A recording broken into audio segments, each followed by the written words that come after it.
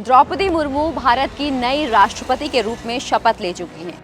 देश के गृह मंत्री अमित शाह ने द्रौपदी मुर्मू के राष्ट्रपति बनने के ऐतिहासिक अवसर पर विस्तार से प्रकाश डाला है। उन्होंने लिखा है, बहुत गरीब पृष्ठभूमि की जनजातियों में भी सबसे पिछड़े संथाली परिवार से निकलकर संघर्षों और कर्मठता के बलबूते द्रौपदी मुर्मू का सर्वोच्च पद तक पहुंचना देशवासियों के साथ साथ जनजातीय समाज के लिए भी गौरव का क्षण है। ऐसे समाज को शीर्ष पर प्रतिनिधित्व देने में देश को 7 दशकों की लंबी प्रतीक्षा करनी पड़ी। आज हमारा लोकतंत्र इस प्रश्न चिन्ह से मुक्त हो गया है। देश की कुल जनसंख्या में आदिवासी समाज की संख्या 9% है। स्वतंत्रता आंदोलन में भी आदिवासी समाज का योगदान, बलिदान न भूलने वाला है। लेकिन स्वतंत्र भारत में सरकारों ने लंबे समय तक उन्हें विकास की मुख्य धारा से जोड़ने एवं उनके सामाजिक, आर्थिक उत्थान और राजनीतिक प्रतिनिधित्व के लिए पर्याप्त प्रयास नहीं किए। अटल जी द्वारा जनजातीय समाज के उत्थान एवं समृद्धि के लिए 1999 में एक अलग मंत्रालय बनाने के साथ ही 79वें संविधान संशोधन के जरिए राष्ट्रीय अनुसूचित जनजाति आयोग की स्थापना कर इनके हितों की सुनिश्चित करने की पहल की गई थी। अटल जी ने जनजातीय समाज के उत्थान एवं सम्मान की जो शुरुआत की, पिछले 8 वर्षों में प्रधानमंत्री नरेंद्र मोदी जी ने उसे और सशक्त ढंग से आगे बढ़ाया है। सबका साथ, सबका विकास, सबका विश्वास और सबका प्रयास के संकल्प को लेकर आगे बढ़ रही मोदी सरकार ने अपने निर्णयों और नीतियों में जनजातीय समुदाय के सभी वर्गों की आशाओं एवं आकांक्षाओं को पूरा करने के लिए तमाम दूरदर्शी कदम उठाए हैं।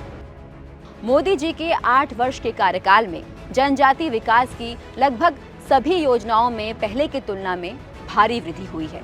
केंद्र सरकार द्वारा संचालित जनजातीय उप योजना बजट को फाइनेंशियल ईयर 2021 से 2022 में 21,000 करोड़ रुपए से 4 गुना बढ़ाकर 86,000 करोड़ रुपए का किया गया है। इसके अंतर्गत जनजातीय वर्गों के लिए जल जीवन मिशन के जरिए 1.28 करोड़ घरों में नल से जल पहुंचाने, 1.45 करोड़ शौचालय बनवाने, 82 लाख आयुष्मान कार्ड बनवाने एवं प्रधानमंत्री आवास योजना तहत 38 लाख घर बनवाने जैसे अनेक कार्य किए गए हैं।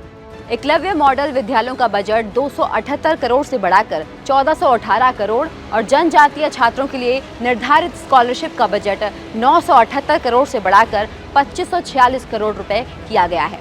वन धन विकास केंद्रों एवं वन धन स्वयं सहायता समूह की स्थापना की गई है।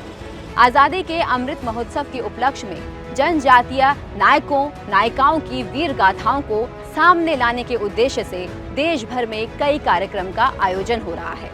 भगवान बिरसा मुंडा की जन्मतिथि 15 नवंबर को अब जनजाति गौरव दिवस के रूप में मनाया जाता है। देश भर में 200 करोड़ के बजट से जनजातीय स्वतंत्रता सेनानी संग्रहालयों की स्थापना की जा रही है। नक्सल प्रभावित क्षेत्रों में सुरक्षा की भावना बढ़ी है। इससे स्थानीय लोग विकास की मुख्य धारा में सहजता से शामिल हो रहे हैं। आज मोदी जी के नेतृत्व में जब राष्ट्रपति चुनने का अवसर आया तो देश को द्रौपदी मुर्मू जी के रूप में पहला जनजातीय राष्ट्रपति भी मिला। सबसे निचले पायदान पर मौजूद समाज से आने वाली द्रौपदी मुर्मू जी आज जब देश के सर्वोच्च संवैधानिक पद पर पहुंची है तो ये पूरे देश के लिए बेहद गौरव की बात है। ये निश्चित रूप से प्रधानमंत्री नरेंद्र मोदी के जनजातीय सशक्तिकरण के संकल्प की एक नायाब मिसाल है। पीएम मोदी देश में सामाजिक न्याय की परिकल्पना को साकार कर रहे हैं।